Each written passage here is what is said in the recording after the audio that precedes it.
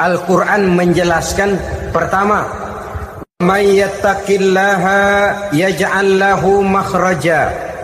Barang siapa yang bertakwa kepada Allah Subhanahu wa taala, maka dia akan diberikan makhraja. Makhraja itu jalan keluar dari segala macam kesulitan. Jalan keluarnya ada saja. Menurut ukuran kemampuan dia tidak mungkin, mustahil, tidak bisa, mana mungkin. Tapi pada waktunya ada saja jalan keluarnya. Termasuk jenis yang yaj'al lahu makhraja. Orang yang bertakwa kepada Allah selalu diberikan jalan keluar dari segala kesulitan yang dihadapinya. Siapa sih orangnya yang tidak pernah sulit dalam hidup? Siapa orang yang tidak pernah mengalami kesulitan? Tapi kadang orang menilai, itu kelihatannya hidupnya enak aja ya, kayaknya gak pernah mengalami kesulitan. Sebenarnya bukan tidak pernah mengalami kesulitan, Allah selalu memberikan jalan keluar dari segala kesulitan yang dihadapinya. Lah kalau Allah yang memberikan jalan keluar, tentu sangat mudah sekali. Orang yang bertakwa diberikan jalan keluar dari segala macam kesulitan. Satu. Yang kedua, wa yarzuqhu min haitsu la yahtasib. Dia akan diberikan rezeki oleh Allah dengan jalan yang tidak disangka-sangka. Rezekinya datang dengan cara yang tidak disangka-sangka. Gajinya mungkin kecil, tapi penghasilannya gede. Kan itu yang penting.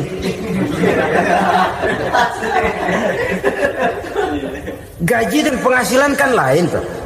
Boleh jadi gaji kecil, asal penghasilan gede, kan nikmat hidup itu. Nah, penghasilan ini ada yang bisa kita perkirakan. Bisa kita perkirakan. Misalnya gaji itu tadi. Kalau saya kerja, gaji saya begini. Ada rezeki yang masuk min haitsu la yahtasib. Tidak kita sangka-sangka, tidak kita duga-duga, tahu-tahu ada saja rezeki. Datang orang bawa persoalan yang mendatangkan hasil. Sebab rezeki, jodoh, maut memang seperti bayangan. Kita uber-uber dia lari, kita diem dia diem. Kan gemes ini tuh. Bayang-bayang itu begitu. Kita kejar, dia lari. Rezeki juga begitu. Kita diam, dia diam. Setengah mati yang namanya rezeki kita cari, kita uber, ngobek sampai ratusan bohong kita kerjain. Tapi memang belum waktunya, ya sulit untuk tembus. Tapi kadang-kadang giliran kita nongkrong di rumah, datang orang bawain rezeki. Itulah yang namanya rezeki. Tapi ini untuk orang yang bertakwa. Kalau tidak punya kredibilitas takwa, jangan lalu pakai ayat ini. Diberikan Allah dengan rezeki dengan jalan yang tidak disangka. Kan ada ayatnya dah. Kita mah manteng aja di rumah dah. Ntar juga tuh rezeki datang. Ini fasilitas yang diberikan kepada orang yang wa may yattaqillah, bertakwa kepada Allah, yarzuqhu min haitsu la yahtasib, diberikan rezeki dengan cara yang tidak disangka-sangkanya. Maka kadar ketakwaan jangan membuat kita buruk sangka. Tuh orang ya nggak kemana-mana, duitnya ada aja. Kalau dia takwa, Allah berikan jalan keluar. Yang lantas ngelihat kiai orangnya ahli ibadah, ilmunya tinggi, akhlaknya luar biasa, takwanya tinggi, rezekinya lancar, lalu husnuzon nih kiai nggak kemana-mana, duitnya banyak, miara tuyul kali ini. Itu termasuk jaminan Allah yang masuk kategori min haitsu la yahtasib. Yang ketiga, yaj'al lahu min amrihi yusra. Dimudahkan segala urusannya. Dimudahkan segala urusannya. Kemudian yang keempat, yukaffir anhu sayyi'atihi wa yu'azzim lahu ajra.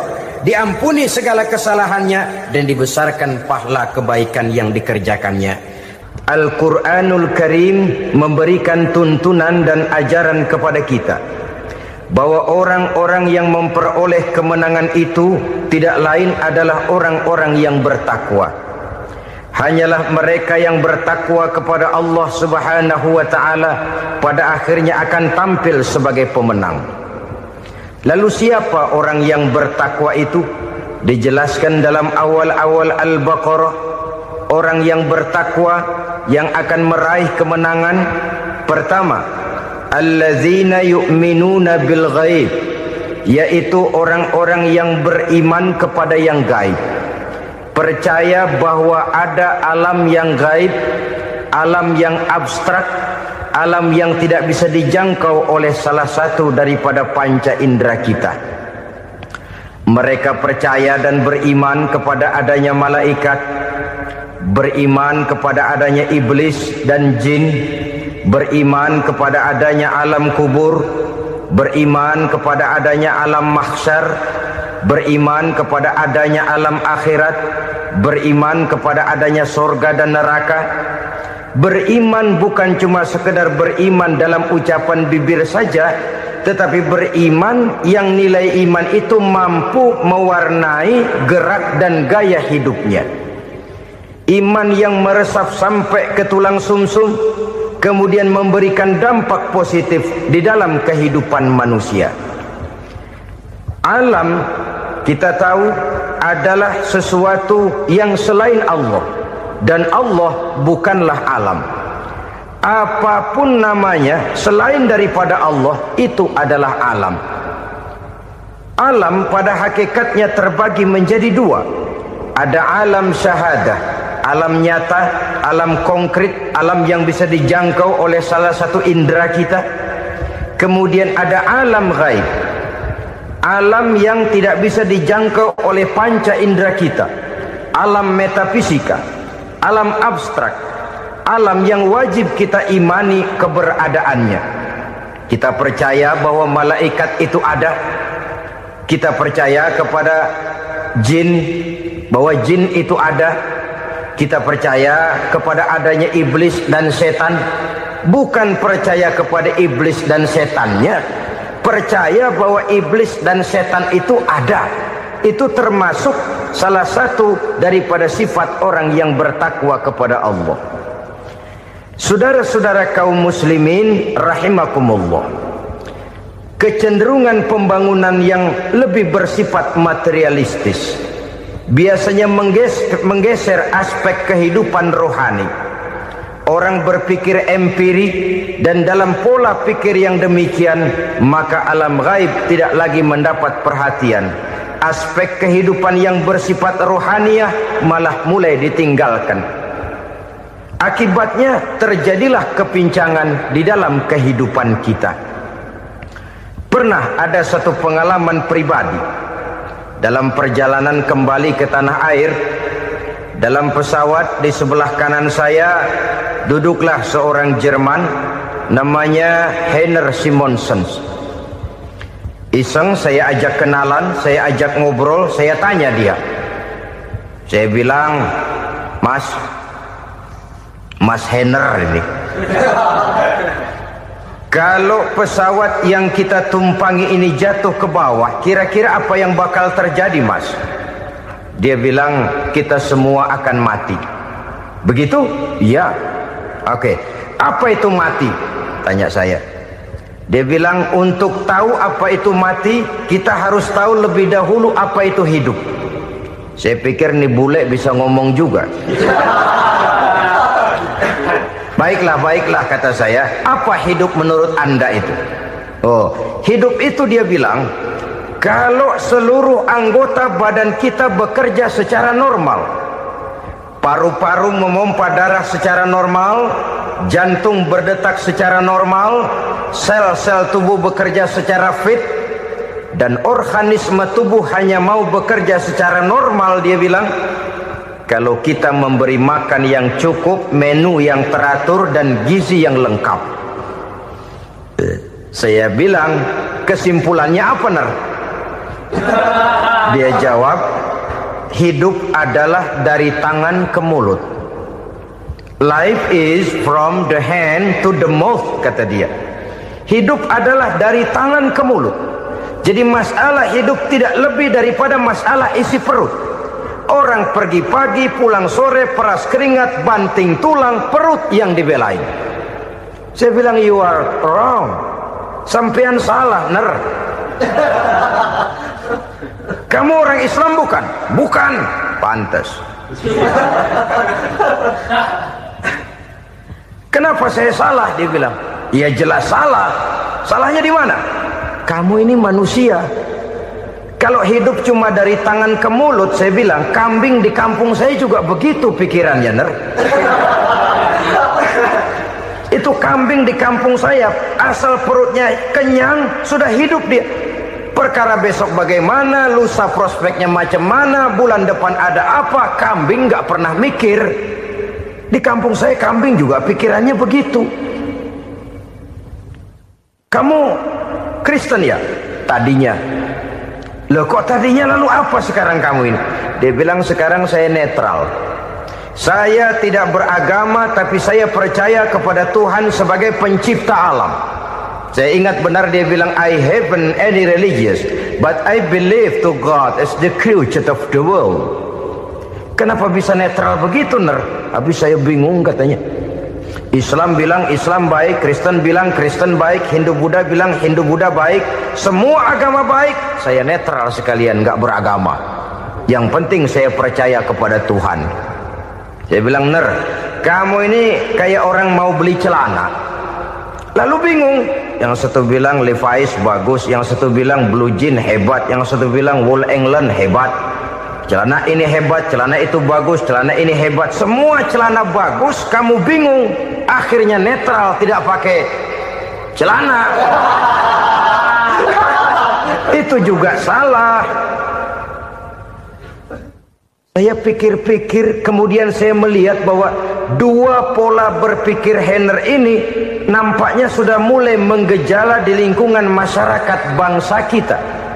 Disadari atau tidak, secara jujur kita harus berkata, dua pola pemikiran Henner ini mulai berkembang di tengah masyarakat bangsa kita. Pertama, pola pikir materialisme. Hidup adalah dari tangan ke mulut. Masalah hidup tidak lebih masalah isi perut. Itu yang perlu dibela, dan disitulah arti kehidupan. Pergi pagi, pulang sore, peras keringat, banting tulang untuk mempertahankan perut. Kalau sudah kemari cara orang berpikir, maka buat apa percaya kepada yang gaib? Untuk apa sholat? Untuk apa puasa? Untuk apa zakat? Untuk apa menghadiri majelis taklim? Tanpa kepercayaan kepada yang gaib, hidup berjalan menurut alur empiris dan materialis. Kalau sudah ke sana cara orang berpikir, biasanya orang lalu cenderung menghalalkan segala cara. Hanyalah orang yang percaya bahwa akhirat ada. Hanyalah orang yang percaya bahwa alam kubur itu ada. Hanyalah orang yang percaya bahwa malaikat itu ada, hidupnya akan lebih terarah dan terkendali. Karena kepercayaan kepada yang gaib, yang merupakan fase daripada kehidupan setelah hidup yang sekarang ini, mewarnai gerak pribadi seseorang di dalam dia melakukan kegiatan hidupnya. Pola berpikir materialisme, disadari atau tidak, mulai menggejala di lingkungan masyarakat bangsa kita. Hidup tidak lebih dari urusan tangan ke mulut, mulut ke tangan, tangan ke mulut. Asal perut sudah kenyang, hiduplah sudah. Perkara bagaimana prospek hari yang akan datang, bagaimana akhirat, tidak jadi persoalan. Ini yang oleh Nabi diperingatkan, ad-dunya sijnul mu'min wa jannatul kafir. Dunia adalah penjara bagi orang beriman dan surga bagi orang kafir. Dulu di zaman Belanda hadis ini pernah disalah tafsirkan, disalah artikan, digunakan sebagai senjata untuk mengkebiri dan membuat impoten umat Islam. Sudahlah, umat Islam gak usah macam-macam, kata Belanda. Dunia ini kan penjara buat orang Islam, surga buat orang kafir. Di penjara jangan bertingkah.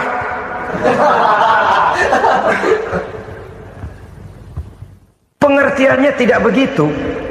Dunia adalah penjara bagi orang mukmin. Artinya dalam kehidupan dunia seorang mukmin tidak bebas memperturutkan hawa nafsunya. Di penjara hawa nafsunya itu. Sebaliknya, surga bagi orang-orang kafir. Buat orang kafir, surgalah dunia ini. Mereka bebas memperturutkan hawa nafsunya. Dilarang tidak terlarang, dicegah pun tidak tercegah. Mereka hidup menurut alur bisikan nafsu mereka sendiri. Kemudian bila ajal datang, maut merenggut nyawa, selesailah surganya sampai di situ. Maka bagi orang-orang yang tidak percaya kepada adanya akhirat, kepada adanya alam gaib, surganya sebatas umurnya. Sekali lagi, surganya sebatas umurnya.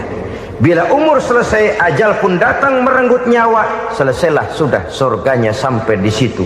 Alangkah pendeknya perjalanan orang-orang yang tidak percaya kepada alam gaib ini. Bagi kita mukmin, jikalau kita mampu memenjarakan hawa nafsu, kita bisa bahagia di dunia ini. Dan Islam memang tidak menyuruh kita sengsara di dunia. Raih dunia, kejar dunia, gapai dunia sebagai alat untuk mencapai kebahagiaan di akhirat nanti. Hidup adalah satu perjalanan panjang yang terbentang sejak kita terlahir dari alam rahim sampai kepada alam akhirat nanti. Andai kata kita gagal meraih kebahagiaan di dunia, toh kita masih punya akhirat. Tapi jangan jadi dalil yang melemahkan semangat. Biarin dah kita di dunia kebelangsak, yang penting akhirat. Akhirnya dunia benar-benar kebelangsak. Bagaimana dunia ini bisa kita raih, dan bagaimana meraih dunia untuk menunjang kepentingan akhirat nanti.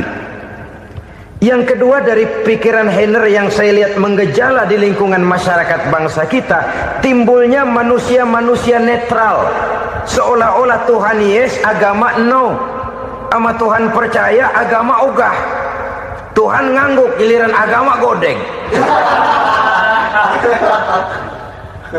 Padahal hampir dalam setiap ayat dalam Quran, kata-kata amanu biasanya bergandeng dengan wa amilus sholihat. Iman dan amal soleh. Ini sebagai isyarat Tuhan dan agama jangan pernah dipisah-pisah. Apabila kita bertuhan, maka kita harus beragama. Apabila kita beragama, maka agama itu harus bersumberkan dari Tuhan yang kita imani itu. Tidak mungkin kita pisah, Tuhan yes, agama no. Sama Tuhan percaya tapi agama bikin sendiri. Sembayangnya cukup bengong 2 jam madep ngulon.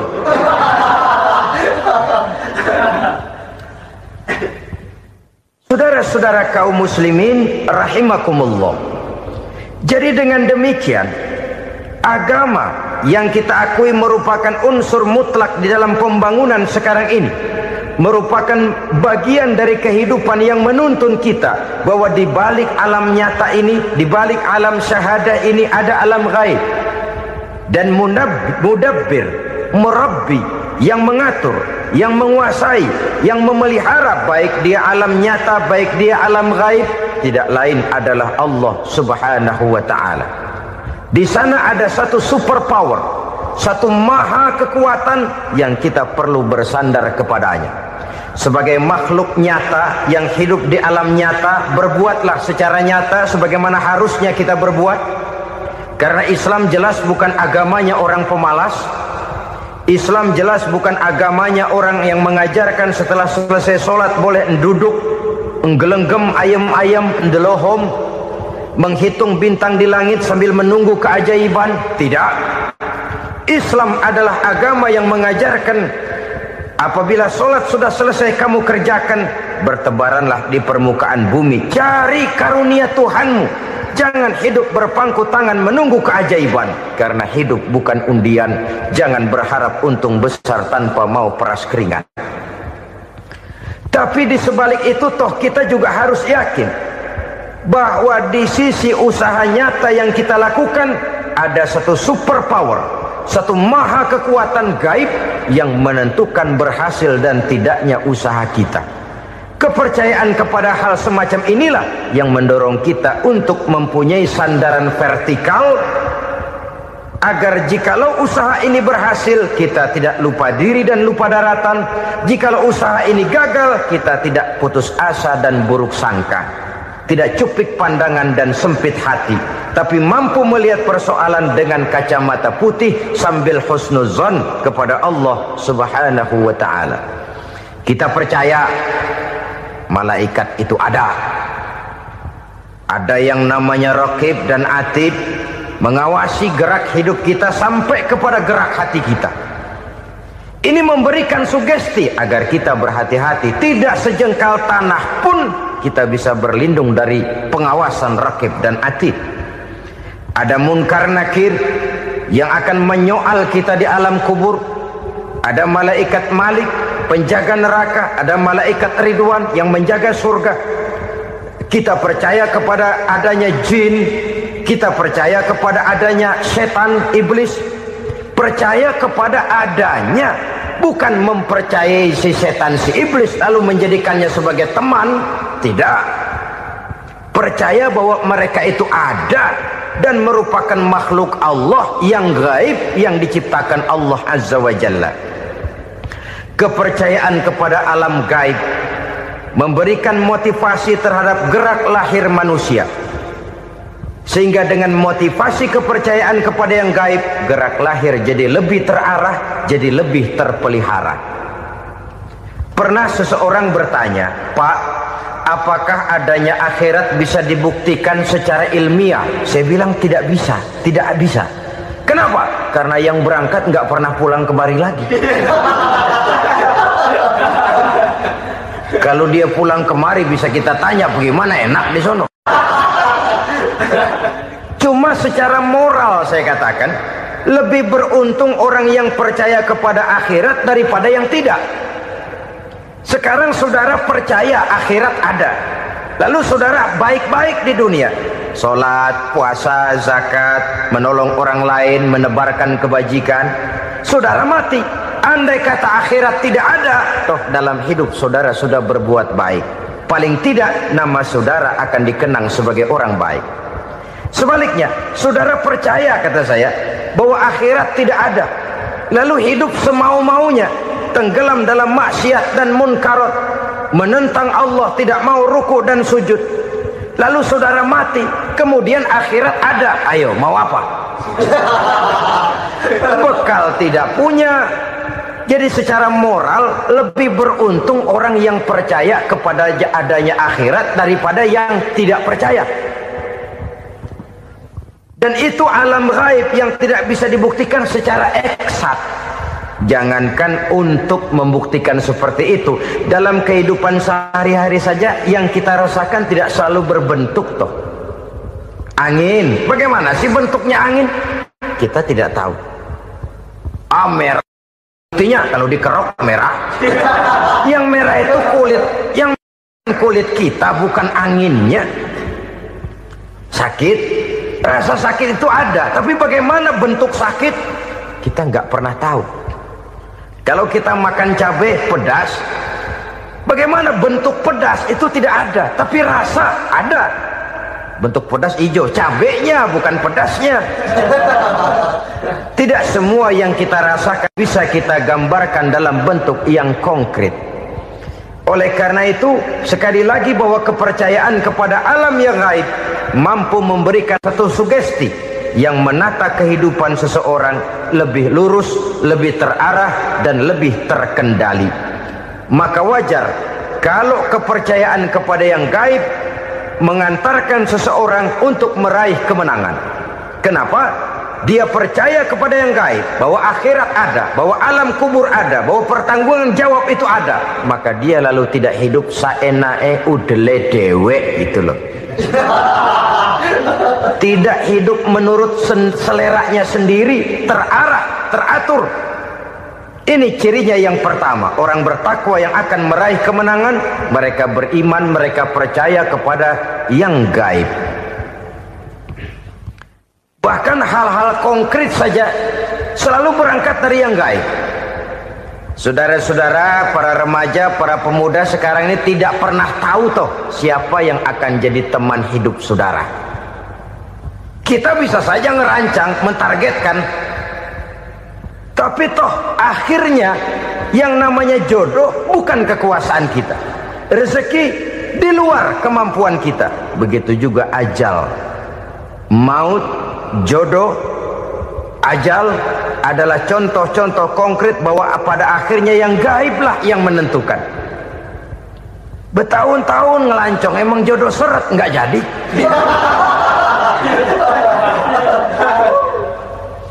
begitu kenal baru setengah malam nginep ditangkap hansip.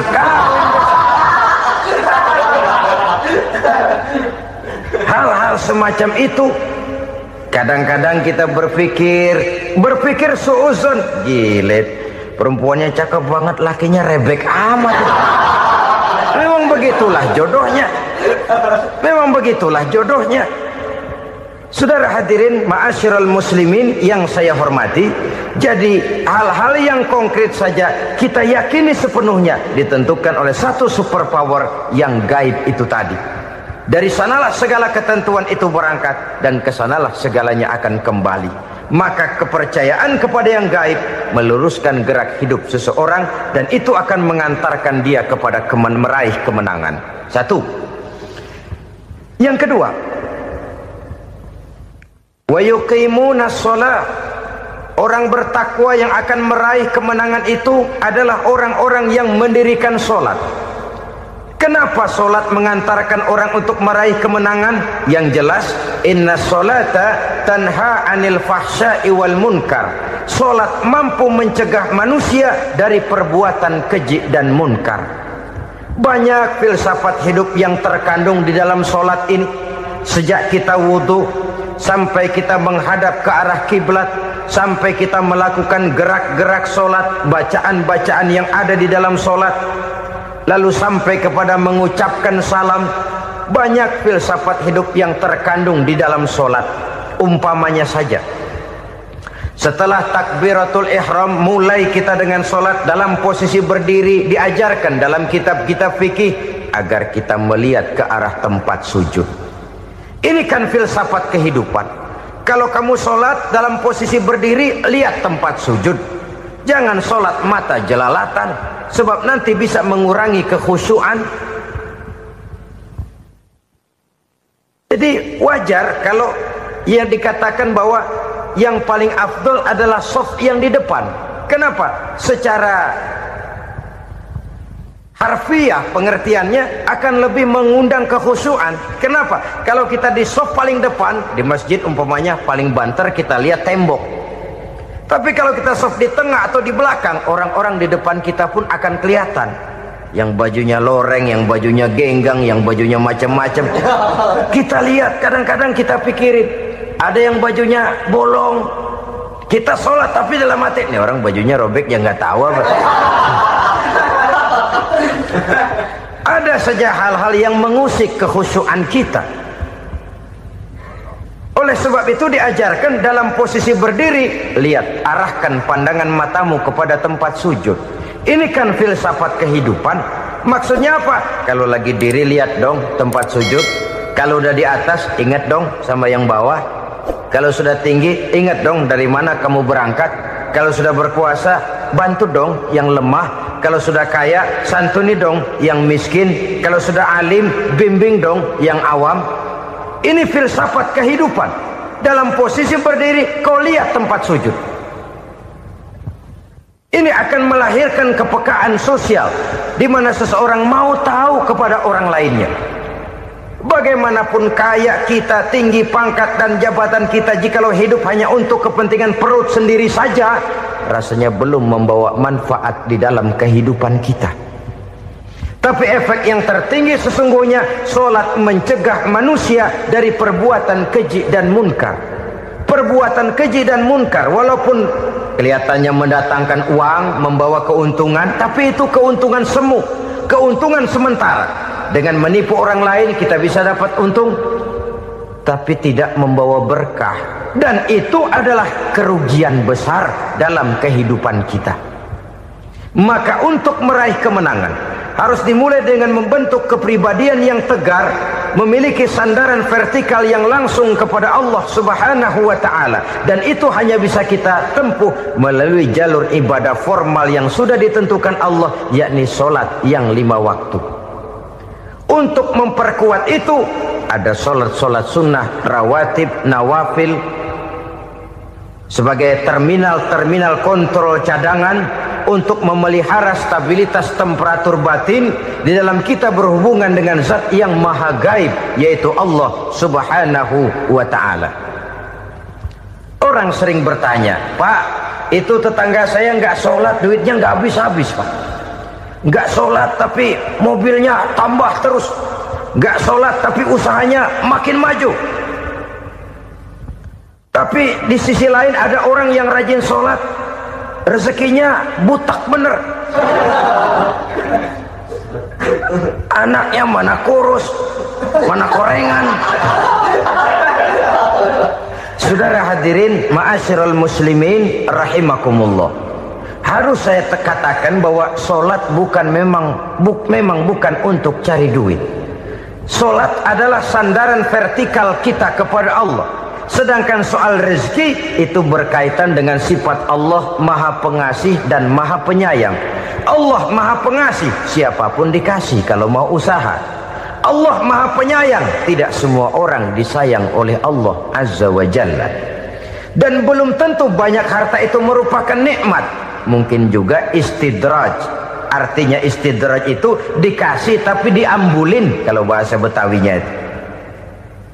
Dikasih tapi diambulin, itu bukan merupakan nikmat sesungguhnya, lebih merupakan azab dari Allah Subhanahu wa ta'ala.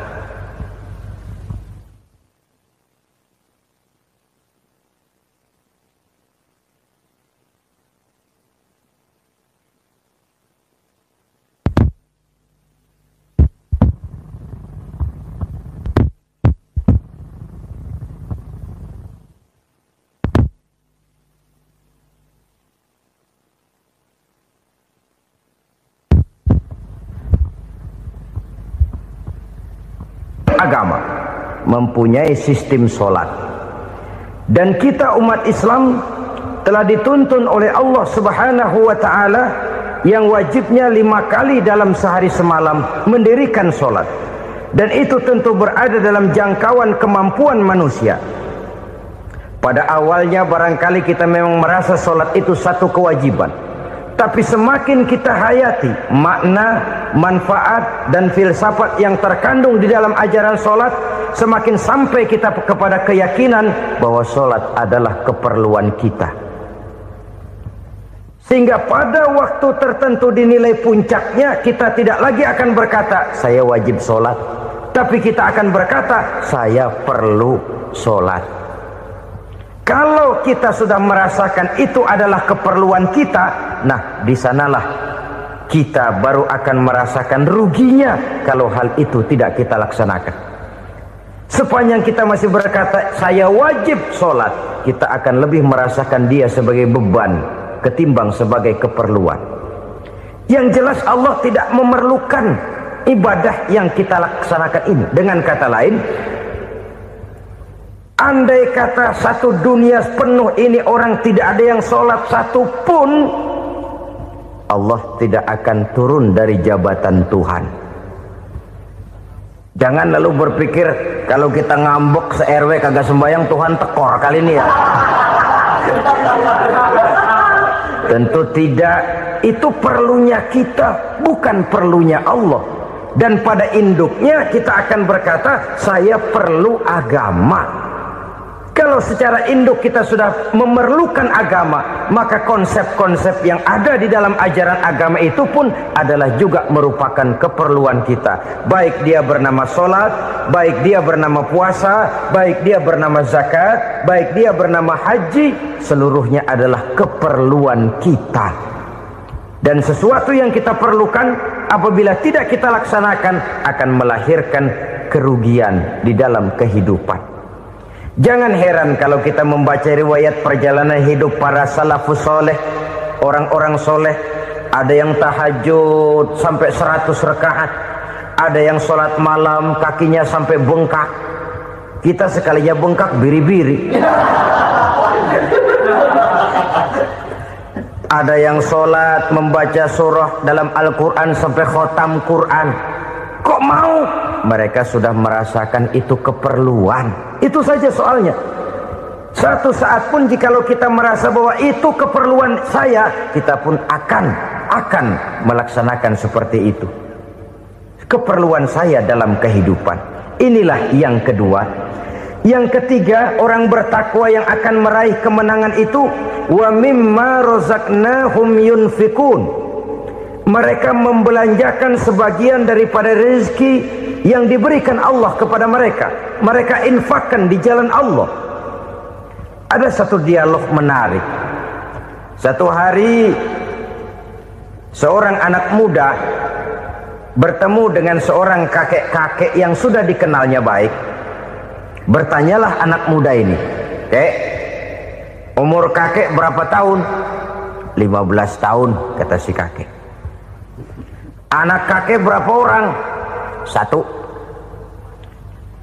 "Harta kakek berapa banyak?" 15 juta. Si anak muda ini bengong, lalu protes, "Kok kakek bohongin saya?" "Kenapa?" "Saya tahu umur kakek 70 tahun. Kenapa ngaku 15? Saya tahu anak kakek 5. Kenapa bilang 1? Saya tahu kakek miliuner, miliaran uang kakek. Kenapa ngaku cuma 15 juta? "Begini," kata si kakek tadi, "benar umur saya 70 tahun. Tapi dari umur yang 70 tahun itu baru 15 tahun terakhir ini saya merasakan ibadah kepada Allah. Meninggalkan maksiat, jauh dari segala macam munkarat. Maka yang 15 tahun inilah yang benar-benar saya rasakan sebagai umur saya. Benar anak saya 5, tapi yang 4 susah diatur. Cuman 1 rasanya nih yang bakal jadi si buah hati, belahan jantung, pelanjut cerita penerus sejarah. Cuma 1 ini yang saya harapkan, yang akan jadi anak soleh, yang akan membuat saya menerima pensiunan pahala. Kalau yang 4 apek dah, nggak ada harapan. Yang 1 nyekek botol melulu." "Oh begitu." "Iya. Lalu kenapa kakek bilang harta kakek cuma 15 juta padahal saya tahu kakek uangnya miliaran, depositonya banyak?" "Ya karena 15 juta itulah yang saya ingat yang pernah saya belanjakan di jalan Allah. Saya merasa itulah harta saya yang sebenarnya. Yang miliaran yang saya simpan di bank kelak kalau satu saat saya mati akan jadi rebutan di antara anak-anak saya. Iya kalau anak saya soleh kayak yang 1 ini. Kalau yang 4 tadi udah tulen dia bakal berantem dah berebut tuh." Jadi 15 juta yang saya belanjakan di jalan Allah inilah yang saya merasakan benar-benar harta saya yang sesungguhnya. Dialog ini patut menjadi bahan renungan kita bersama. Diberikan kita umur 40, 50, 60, 70, 80.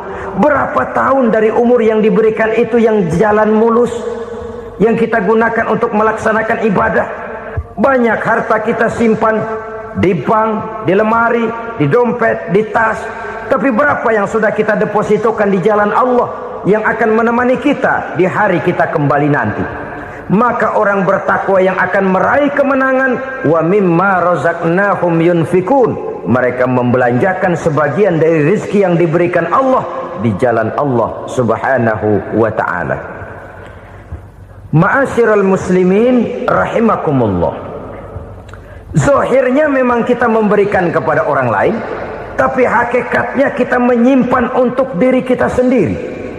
Kita memberikan kepada yatim piatu 25.000. Zahirnya kita memberikan si yatim, hakikatnya kan kita cuma nyimpan. Saya berikan, titip kepadamu, ini untuk saya di akhirat. Kau boleh belikan baju, kau boleh belikan untukmu makan, kau boleh bayarkan sekolahmu. Ini untuk saya. Hakikatnya kita nyumbang masjid 1 juta, zahirnya kita berikan kepada panitia masjid, tapi hakikatnya kan cuma titip 1 juta ya untuk saya di alam kubur nanti. Silahkan kau boleh belikan semen, ini uang, belikan besi, belikan pasir. Saya cuma sekedar titip untuk kepentingan saya. Hakikatnya kita cuma sekedar menitip. Sebagaimanapun pada hakikatnya, apapun yang kita miliki dalam kehidupan kan cuma sekedar hak guna pakai, bukan hak milik mutlak. Harta kita, rumah kita, kendaraan kita, kebun kita, pabrik kita, hak guna pakai saja. Hak milik mutlak cuma untuk Allah Subhanahu wa ta'ala. Saudara-saudara kaum muslimin rahimakumullah. Ini yang ketiga. Kemudian yang keempat, orang-orang orang bertakwa yang akan meraih kemenangan?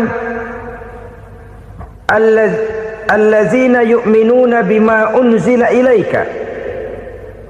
Mereka yang beriman, mereka yang percaya kepada apa yang telah diturunkan kepadamu Muhammad, ay Al-Quran, yakni Al-Quranul Karim. Setelah percaya kepada yang gaib, mendirikan solat, kemudian menginfakkan sebagian dari rezeki yang diberikan Allah, mereka juga lalu percaya kepada yang diturunkan terhadap Nabi, yaitu tidak lain Al-Quranul Karim. Sekali lagi di sini, percaya bukan hanya sekedar percaya saja, tetapi percaya lalu menjadikan Al-Quran itu sebagai pedoman hidup. Sebab memang Al-Quran itu adalah GBHM, garis-garis besar haluan muslim. Apa yang harus kita lakukan, apa yang harus tidak kita lakukan, bagaimana mestinya kita bertingkah laku dan berbuat, seluruhnya tercantum di dalam Al-Quranul Karim. Itu sebabnya ketika satu hari Aisyah ditanya bagaimana akhlak Rasul, beliau menjawab, kana Rasulullah sallallahu alaihi wasallam khuluquhul Quran. Akhlak daripada Rasulullah tidak lain adalah Al-Quran. Jawaban simpel ini memberikan gambaran bahwa keseluruhan daripada konsepsi Quran sudah diterjemahkan dalam kehidupan Rasulullah sallallahu alaihi wasallam. Karena kita tahu akhlak adalah keseluruhan dari gerak hidup manusia. Sejak ia berpribadi, berumah tangga, bertetangga, bermasyarakat, sampai kepada berbangsa dan bernegara, Al-Quran tetap memberikan sentuhan nilainya. Oleh karenanya, orang-orang yang bertakwa adalah orang-orang yang menjadikan Al-Quran sebagai pedoman dalam kehidupannya. Dan kita yakini Al-Quran diturunkan kepada Nabi Muhammad bukan merupakan produk Nabi Muhammad. Isi dan redaksinya langsung dari Allah Subhanahu wa ta'ala. Kemudian cirinya yang kelima, orang bertakwa yang akan meraih kemenangan itu, wa ma unzila min qablika.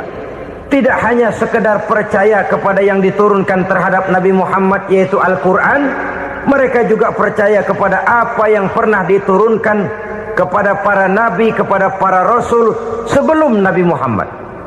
Percaya kepada adanya suhuf, percaya kepada adanya Taurat, percaya kepada adanya Injil, percaya bahwa Allah dahulunya sudah menurunkan Taurat kepada Musa, percaya bahwa Allah sudah menurunkan Injil kepada Isa, percaya Injil ada, Taurat ada, diturunkan Allah untuk Isa dan Musa, tetapi tidak wajib mengamalkannya karena kita sudah diberikan Al-Quranul Karim.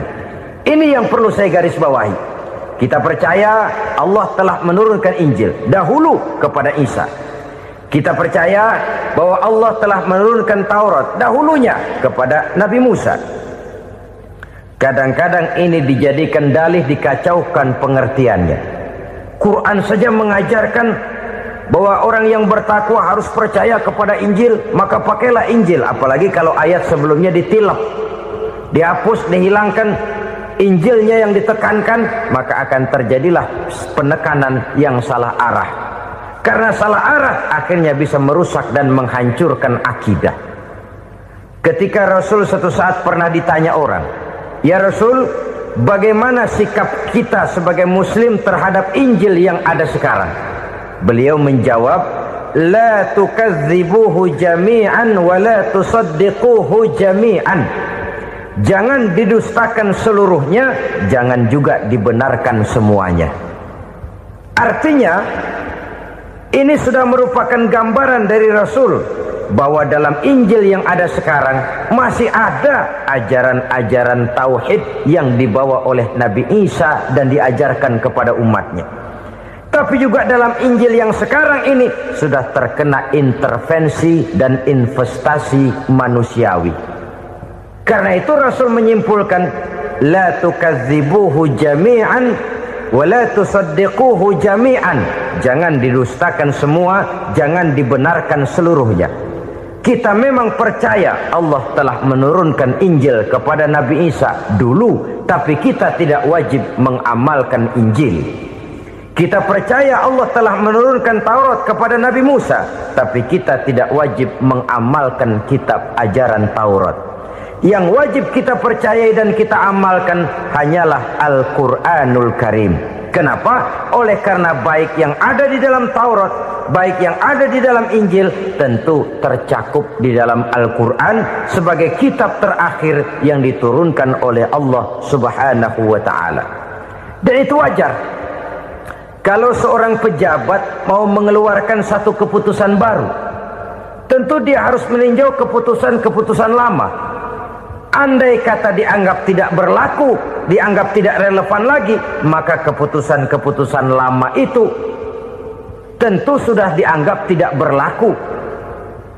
Sebagian daripada aturan-aturan dalam keputusan lama yang masih dianggap relevan tercantum dalam keputusan baru yang wajib diamalkan. Begitulah hubungannya antara Al-Quran, Taurat, Zabur, dan Injil. 4 kitab samawi yang diturunkan Allah masing-masing kepada Zabur untuk Nabi Daud, Taurat untuk Nabi Musa, dan Injil untuk Nabi Isa alaihi wassalatu wassalam. Ketiga-tiga kitab itu kita percayai adanya. Kita yakini Allah telah menurunkan Zabur, Taurat, dan Injil, tapi kita tidak wajib mengamalkannya. Yang wajib kita mengamalkannya sekarang ini tidak lain hanyalah Al-Quranul Karim saja, karena ia mencakup apa yang ada di dalam Zabur, apa yang ada di dalam Taurat, dan apa yang ada di dalam Injil. Keotentikannya bisa dipertanggungjawabkan. Ya, tapi kan Nabi Muhammad sudah mati 14 abad yang lalu, dan di zaman beliau Al-Quran kan belum dikodifikasikan, belum ditulis. Bagaimana keotentikannya bisa dipertanggungjawabkan? Mudah saja. Allah berjanji, inna nahnu nazzalna dzikra wa inna lahu lahafizun. Kami yang menurunkan Al-Quran dan kami yang akan menjaga dan memeliharanya. Allah turunkan Quran, Allah menjaganya. Bagaimana cara Allah menjaga Al-Quran itu? Banyaknya orang-orang yang hafaz Al-Quran. Hafaz Al-Quran 30 juz, 114 surah, 6.666 ayat. Sehingga jangankan satu kata, jangankan satu ayat, satu kalimat saja berubah, sudah akan timbul reaksi dan mudah dimengerti. Kenapa?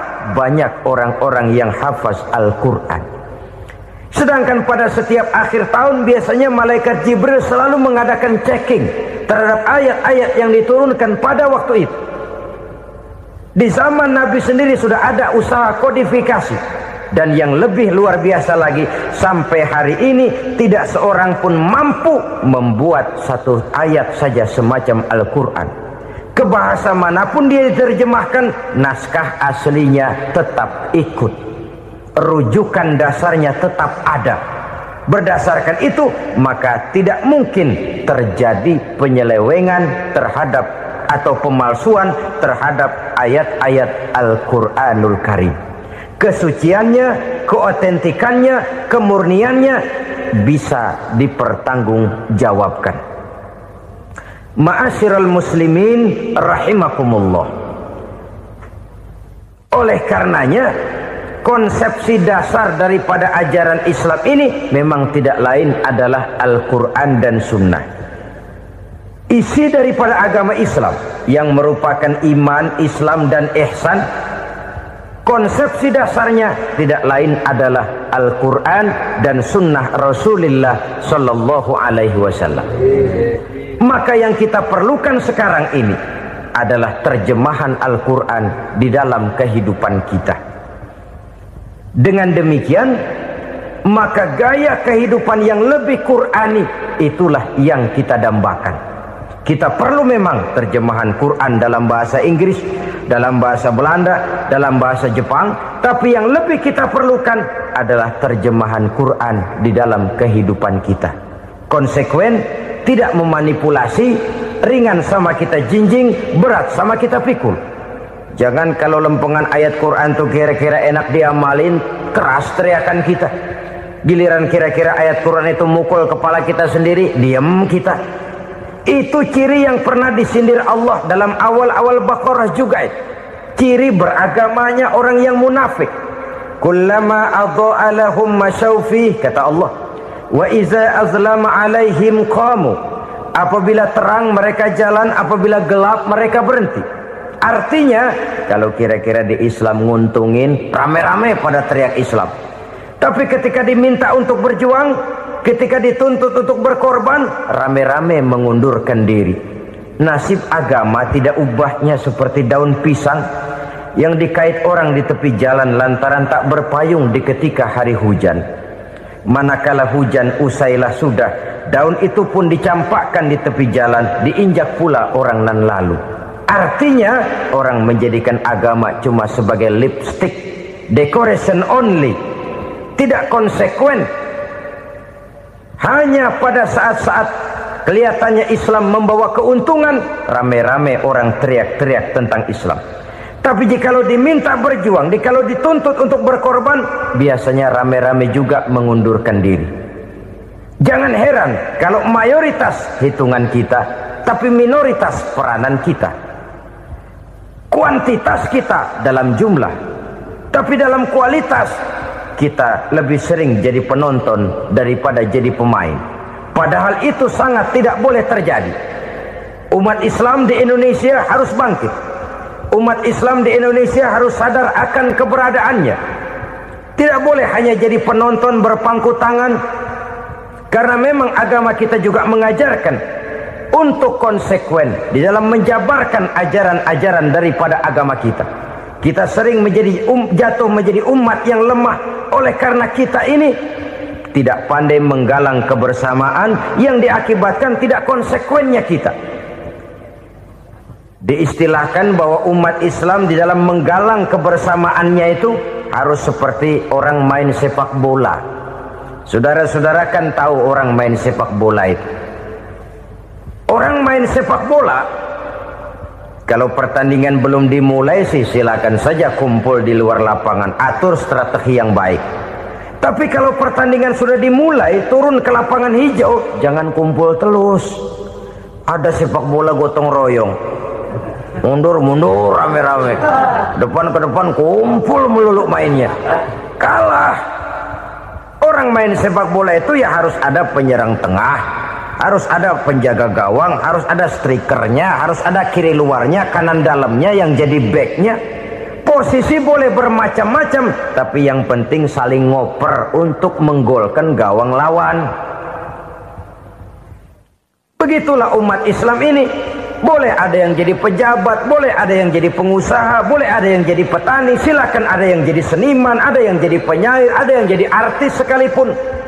Tapi kalau sudah berhasil menguasai bola, jangan lupa operannya.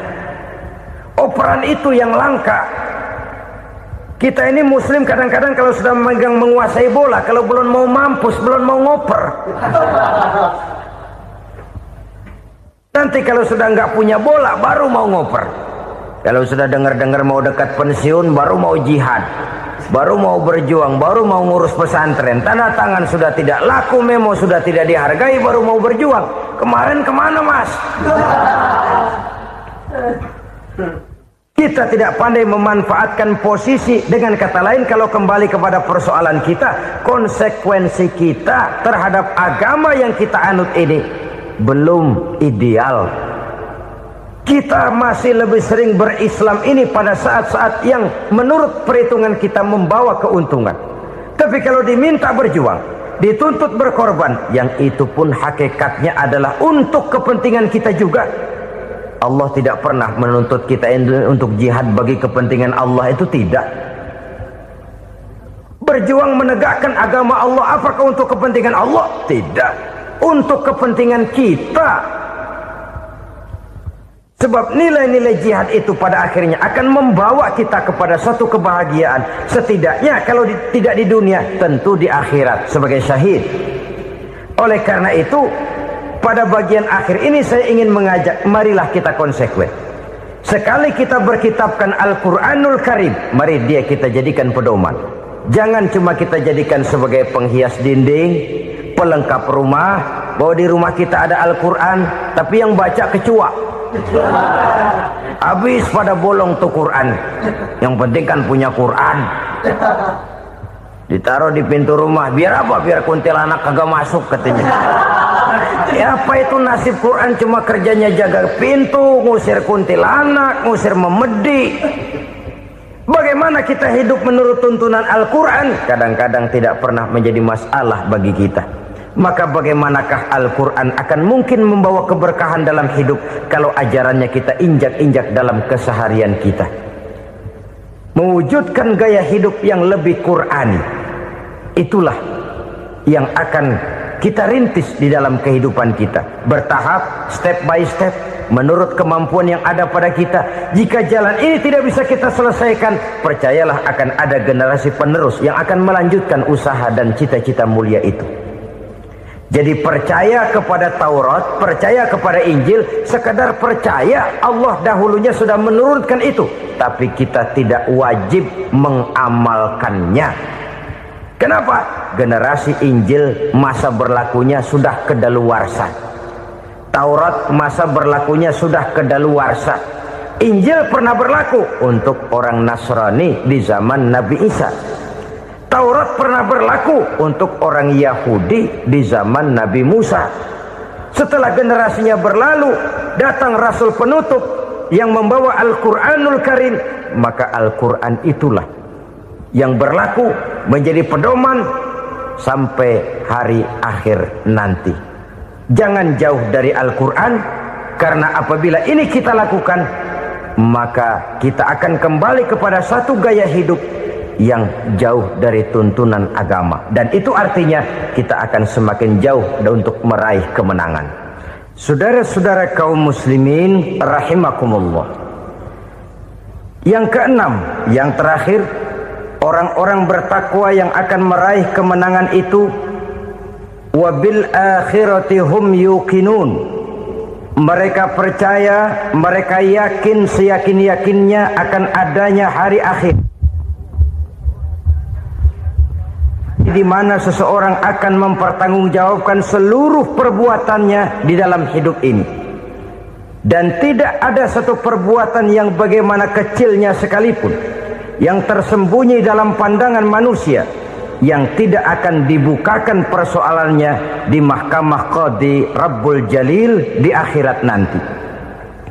Itulah sebabnya maka percaya kepada akhirat disebut secara khusus. Padahal di awal tadi sudah dijelaskan yu'minuna bil ghaib, percaya kepada alam gaib, dan alam gaib ini termasuk akhirat. Kenapa pada bagian akhir disebut lagi akhirat? Karena ternyata bahwa kepercayaan kepada adanya akhirat merupakan induk dari kepercayaan terhadap adanya malaikat, setan, jin dan lain sebagainya, dan akan lebih memberikan sugesti dalam kehidupan manusia untuk meluruskan gerak hidupnya. Jikalau satu saat tergerak hati akan berbuat kejahatan, ingin mencuri, sadarlah, awas ada akhirat. Sebab kalau kita cuma teriak awas ada polisi, itu cuma tertunda sementara. Begitu polisi meleng, embat. Kalau kita ingin berbuat jahat cuma berteriak awas ada hansip, cuma sementara ketika hansip itu ada. Tapi kalau ceritanya awas ada akhirat, mau menyeleweng awas ada akhirat, mau berjudi awas ada akhirat, mau mencuri awas ada akhirat. Keyakinan yang akan meluruskan gerak hidup manusia sehingga gerak itu jadi lebih terarah dan terkontrol, tidak merugikan baik diri sendiri, lebih-lebih orang lain.